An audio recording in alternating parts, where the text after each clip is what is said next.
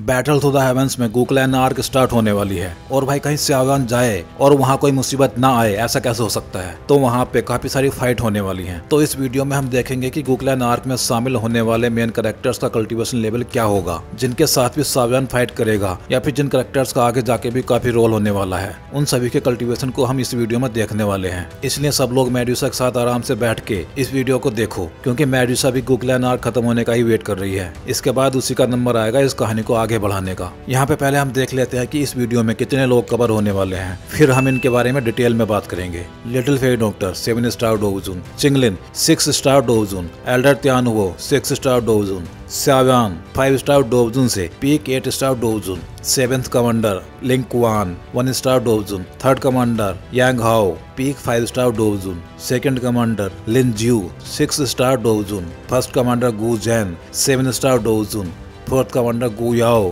8 star Douzun, 2nd general Gu Hua 9 star Douzun, 1st general गू चिंग यांग 9 star डोवजून, जूनर 9 star डोवजून, हुया 8 star डोवजून, हुली 8 star डोवजून, Saint जियो डाओ बैनसेंग। सबसे पहले इस arc में हमें सावयान की ही टीम देखने को मिलती है, इसलिए पहले उनका ही कल्टीवेशन लेवल चेक कर लेते हैं फुल डिटेल में। सबसे पहला आती है little fairy doctor. Little fairy doctor अब 7 स्टार डोवजून बन गई है, और कैसे बन गई है, अगर ये सवाल में आपके दिमाग में आ रहा है तो इसमें मास्टर यावलाव ने उसकी हेल्प की है। आपको याद होगा जब सावयान फ्लावर सेक्ट के लिए गया था, तब लिटिल फेरी डॉक्टर और एल्डर त्यानुवो रिट्रीट में गए हुए थे, और जब तक सावयान एंसेंट वॉइड ड्रैगन क्लैन से वापस आता है तब तक ये दोनों रिट्रीट में ही थे। इस टाइम में मास्टर यावलाव ने लिटिल फेरी डॉक्टर की हेल्प की थी, उसको लास्ट वोफुल पोजन बॉडी की टॉम के पास भेज के, जहां उसको एक ऐसा ची मेथड मिला जिससे उसने अपनी पोजन बॉडी के साथ साथ अब तक जितनी भी पोजन ची एब्जॉर्ब की थी उसको एक ही पॉइंट पे कंडेंस करके सील कर लिया है। अब क्योंकि उसकी बॉडी से पॉइजनस ची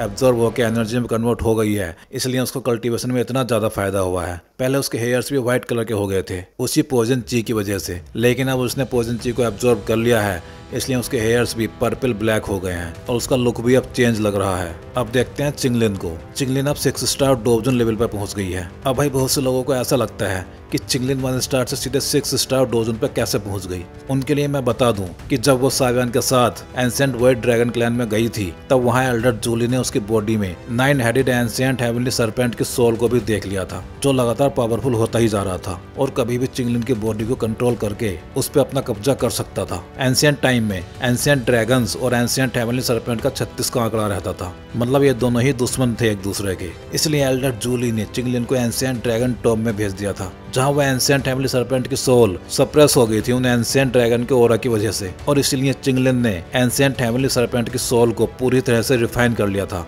अपनी triple jade green snake floor peoples की हेल्प से, और इसी के बाद उसकी पावर्स इतनी ज्यादा बढ़ गई थी। अब देखते हैं एल्डर त्यानुवो को। एल्डर त्यानुवो की हेल्प भी मास्टर यावलाव ने ही की थी, उनको कुछ ऐसी पिल्स खिला के जिसकी वजह से उनका मरने से पहले वाला कल्टीवेशन पूरी तरह से रिस्टोर हो गया और वो वापस 6 स्टार डोवजून बन गए। अब मास्टर यावलाव जैसे अल्केमिस्ट के साथ रहने का इतना फायदा तो होता ही है।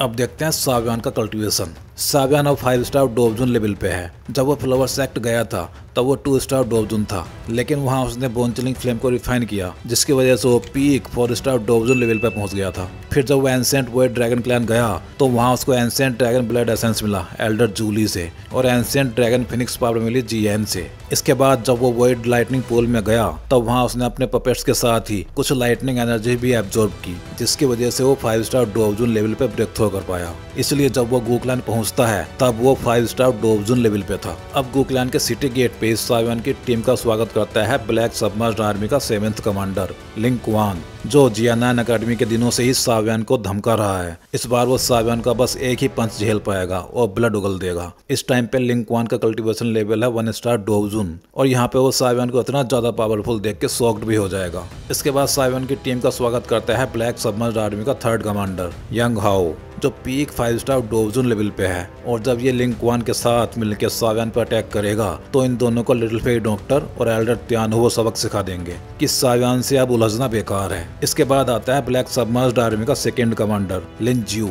वैसे से फाइट तो नहीं होती है सावयान की, लेकिन ये फील्ड में आता तो है, इसलिए इसका कल्टीवेशन भी जान लो। ये 6 स्टार डोवजून लेवल पे है। इसके बाद सावयान की मुलाकात होती है ब्लैक सबमर्ज्ड आर्मी के 1st कमांडर से, जो सावयान को चाय पे बुलाता है, और दोनों मिलकर इस चाय पे ही अपनी पावर्स ट्राई भी करते हैं। ये first commander Gu Jian 7 star डोवजुन level पे है। ये भाई तोड़ा फोड़ी वाली फाइट तो नहीं करता है सावियान के साथ, बट उसके पावर्स को चेक जरूर करता है और फिर सावियान को बताता है कि अगर तुम्हें जूनर से शादी करनी है तो तुमको कम से कम डोवसेंग तो बनना ही पड़ेगा। अब भाई मैं यहाँ पे बता दूं कि ये सभी गुकलैन आर्मी के मेन लोंडे सावियान के पीछे इसलिए पड़े हुए हैं क्योंकि ये सभी जूनर से वन साइडेड लव करते हैं। लेकिन जूनर ने गुकलैन के एल्डर्स के सामने बोल दिया था कि वो शादी सिर्फ सावियान से ही करेगी, इसलिए अब इन सबकी जली पड़ी है और ये सावियान को निपटाने की सोच रहे हैं। अब नंबर आता है ब्लैक सबमर्ज्ड आर्मी के जनरल्स का। ये टोटल 4 जनरल्स हैं और सभी की पावर 8 स्टार डोवजुन से ऊपर की है। इनमें से ब्लैक सबमर्ज्ड आर्मी का जो 4th जनरल है गू याओ, इसने एक बार जूनर के लिए अपना रिश्ता भेजा था, लेकिन जूनर ने साफ साफ मना कर दिया था। इसीलिए भी ये सावियान से कुछ ज्यादा ही खुंदक खाए बैठा है और ये 8 स्टार डोवजुन है। जब गुकलैन की ब्लड लाइन सेरेमनी होगी तब ये सावियान को चैलेंज करता है कि दम है तो मुझसे मुकाबला कर, वरना जूनर को छोड़ के चला जा। तब होता है गू याओ और सावियान का मुकाबला 8 स्टार डोवजुन का मुकाबला 5 स्टार डोवजुन से। इस फाइट की इंटेंसिटी काफी ज्यादा होगी, इसलिए अगर स्टूडियो वालों ने इस फाइट को 3 ईयर एग्रीमेंट वाली फाइट के जैसे डिटेल में दिखाया तो ये फाइट देख के बहुत मजा आने वाला है, क्योंकि सावियान यहाँ पे अपनी न्यू स्किल भी ट्राई करने वाला है। इसके बाद नंबर आता है ब्लैक सबमर्ज्ड आर्मी के फर्स्ट जनरल गुचिंग यांग का और ये 9 स्टार डोवजुन लेवल पे है। इसकी फाइट तो नहीं होती है सावियान से, लेकिन ये गू याओ और सावियान के फाइट देखना जरूर आया था। मतलब ये भी सावियान के पावर्स को देखने ही आया था कि ये लड़का है कितना ज्यादा पावरफुल। गुचिंग यांग और ब्लैक सबमर्ज्ड आर्मी का सेकंड जनरल गू हुआ दोनों हेवनली टॉम में भी जाते हैं। गू हुआ भी 9 स्टार डोवजुन लेवल पे ही है इस टाइम पे। अब बात करते हैं जूनर की, क्योंकि जूनर के कल्टीवेशन को गुकलैन वाले हमेशा छुपा के रखते हैं और बहुत से लोगों को कंफ्यूजन रहता है कि जूनर अभी कितनी ज्यादा पावरफुल है। देखो भाई, ब्लैक सबमर्ज्ड आर्मी का जो फर्स्ट जनरल है उसके टैलेंट को पूरे गुकलैन में बेस्ट माना जाता है,